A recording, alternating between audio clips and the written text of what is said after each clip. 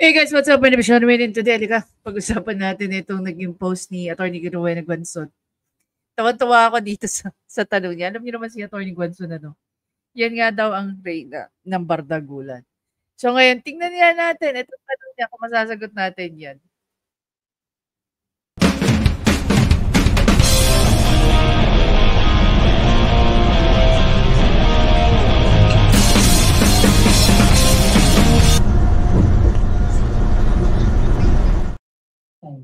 There you go, guys. Ayan, palakay natin para makita natin itong tanong ni Atty. Guanzon. Ayon sa kanya, naranasan mo na ba maging tanga? Yung tipong kumakaway ka sa mga tao kahit wala namang pakialam sa'yo. sabi ng isang dito, ng isang netizen, si Zerk Aidan, no? Trillanes at BBM yan. Sabi naman ng ni Rose Teresa Sanchez, sorry pero di talaga ako nagtitiwala kay Ruth. Kahit pa binibiran niya, piglawan pa rin yan. But the thing is, she has a valid question, no? Sabi dito ni Kasmut, ikaw naman attorney, baka nga, may nakikita niya dito. Only addict knows. Dito naman sa post niya, no, ni Coco Locoy, road to 1 million naman daw. Sabi niya rito, papunta na tayo sa 1 million na hehehe. Yan, kakapost niya lang 32 minutes ago. Tinalo pa ni Bongbong ang Itbulaga sa 1,100 tuwa na sila ikaw pa million na iba ka. O diba? O tingnan nyo. Ang laki ng difference. Oh, sabi ni Duterte Sara, deserve talaga kasi feel niyang pabubudol na walay naman ng alipin. Sabi ni Miss Pamintuan, sorry, okay na medyo madlim, may solar. Wag lang sa babuyan.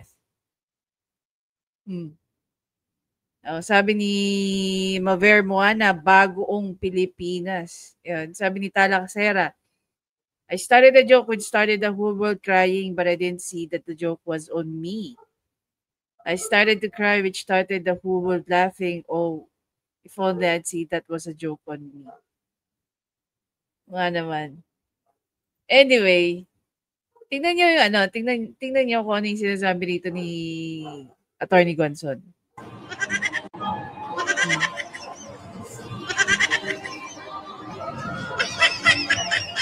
Ito nga, Deadma. Ito, nagbi-video lang. Oh, may kumakaway ba? May nakikita ba kayong kumakaway?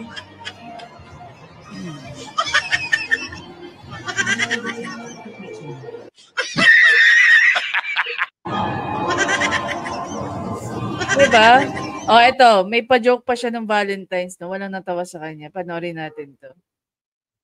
Galing naman to sa Twitter. Panoorin natin. Unang-una, magpapahabol po ako ng greetings sa belated Happy Valentine's Day para sa inyong lahat. Happy Valentine's Day para sa inyong lahat. Sana naman po yung Valentine's Di naman lahat ng walang pakialam. Day celebration niyo ay naging romantic. Para naman sa mga NBSB or NBSG, alam niyo ba ibig sabihin nun? No boyfriend, no girlfriend since birth. Malay po ninyo, sa libu-libong tao na nandito sa job fair ngayon, baka nandito na yung the one. Baka yung siya na ay nandyan na. Sa mga ang cringy niya dito. Mga totga. Na sinabi niya yung totga, I find him very, very stupid talaga. I'm so sorry. Ano ba yung totga? The one that got away. Ibig sabihin, the person, no, na tinawag mong totga, may history sa'yo. Pero the way he says is here is parang hindi pa dumarating yung totga na yun. The totga, the one that got away. Baka nandito rin po ang yun yung hinahanap. Kaya lingon-lingon din. Bakit mo hahanapin yung totga? Normally, ang totga is parang serendipity, no? 'Diba? Yung nawala tapos bumalik, then sasabihin mo, sana hindi na lang kita pinakawalan. That's the Totga. Hindi yung if hahanapin mo pa siya. Naman, iswertehin pa. Ako po ay sumadya dito upang makita kung maayos po. Alam mo kung kay VP Sara to, nagtawanan na yung mga tao. Tingnan mo nga, wala kang pakialam yung mga tao. Hindi ka nga parang nonsense yung sinasabi dito ni Bongit eh. Yung walang pakialam sa kanya yung mga tao. And clearly, we know naman na pinaswot nila ng mga ganyan, di ba? Ginastusan pa nila, napaswotin yung mga ganyan. Ang patakbo. Nakakaloka. Di ba? Tapos first time yata na nagkaroon tayo ng ganito na yung reaction ng mga tao, 740. Not even, no, not even kakampings was able to get that number. No kay Mama Lenny, no? No siya yung nagka-campaign. Never niya yatang naranasan na magkaroon siya ng 740K na laugh emoji. Diba? Motion detected at the kitchen. Hindi pa naranasan ni Lenny Robredo yan. Ikaw naranasan mo. Tapos ito pa yung isang joke ni tawag dito ni Gadon. Yung pinagmamalaki ni Gadon, pakita natin.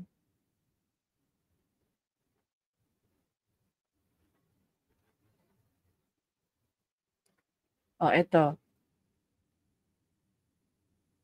Sabi ni Gadon dito, digong binitbit ng Marcos loyalist kaya nanalo noong 2016 election. Prior to this, may pinost si Sas Orgando Sasot. Ano sabi ni Miss Sas? Bakit na ipanalo niyo si kayo mga loyalista, si PRRD, pero hindi niya na ipanalo si Bongbong Marcos noong 2016. Tapos the entire time na nakaupo si Lenny Robredo, hinahabol niya na mapatalsik si Lenny Robredo sa kanyang posisyon. Oh. In 2016, kaya nanalo si former President blah, blah, blah. Dahil dinala siya ng Marcos loyalist na Ilocandia. Are you saying 16 million? Oh, kung wala yon, wala siyang boto. Konting-konti lang naman ang boto ng Davao at saka ng ilang probinsya sa Visayas, pero hindi enough. Kaya nga kung babalikan natin yung sinabi ni Mrs. no? Kung naipanalo nila, kung totoo man na sinasabi nila na naipanalo nga nila si PRRD, bakit hindi nila naipanalo si Bongbong Marcos? Are you saying ganun kabigat ang boto ng Solid North? Baka nakakalimutan nyo. Halos makiusap din si Bongit na ipakita ng Solid North ang pagiging solid nila. I'm very sure marami rin hindi rin bumoto sa kanya. But because of the continuity na sinuportahan ng mga taga Ilocandia, kaya rin din siya binoto. Diba? So si Bongit, no, itong si BBM, nobody's taking him seriously anymore. Pinagtatawanan na lang siya ng mga tao. Oh. Ultimo dito, oh. Tingnan mo naman yung laugh emoji ko. 210. Natatawa na lang sa'yo ng tao. 2 lang nag-heart. Diba? Kung totoo man, na dahil kay Bongit kaya nanalo si PRRD, bakit hindi na ipanalo ng mga loyalista si Bongit noong 2016? Di ba dapat priority nila na ipanalo ni Bongit? Si Bongit? Di ba?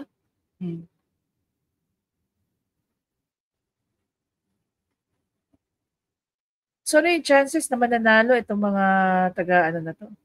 Sa slate ni Bongbong Marcos, if I'm gonna ask you. How big?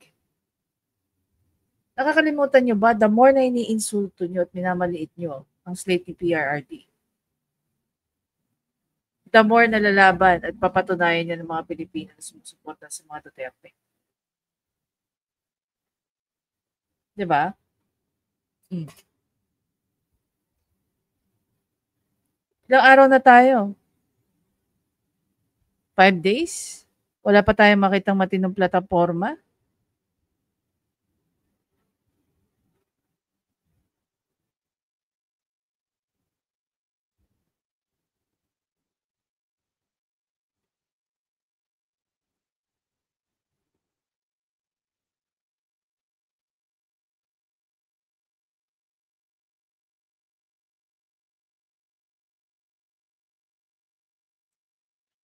'Di ba?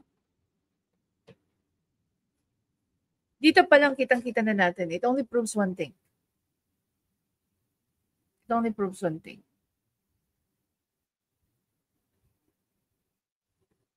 In 2022, the people took him seriously because of VP Sara. And now, after 3 years, sa ginagawa nila sa mga Duterte, sa mga ginagawa nila sa mga supporter ng mga Duterte, sa mga empleyado ng mga Duterte, like sa OVP, people are not blind. People are not stupid. Ito pa ngayon nakakatawa if I may just remind you. Hindi lahat ng pinapakita sa live ng House of Representatives binabalita ng maayos na mainstream media. Sino ang nagsasalita at nagbibigay ng reaction patungkol doon? One of which is si Ted Filon. Then sila sa programa nila ng SMNI. Sa programa ni Kung Marcoleta. Then the rest mga vloggers. Bakit hindi pinapakita sa news? Yung tunay talagang nangyayari. Hindi pipiliin lang nila kung ano yung favorable. Diba? Dapat ipakita nyo ng raw. Hayaan nyo ang taong bayan na magbigay ng reaksyon dyan sa mga pinagagawa dyan. Para hindi na sila magugulat na ganito ang nagiging reaksyon ng taong bayan. Pagdating kay Marcos. Are we seeing the same enthusiasm ng crowd whenever Bongbong Marcos is around and versus VP Sara? No. By the looks of it, nobody gives a damn about him anymore. Diba? At least alam niya that people despise him, that people doesn't like him anymore. Yung gusto niyong ipa-impeach, pag nasa kalsada, nasa labas, nagkakagulo ang mga tao.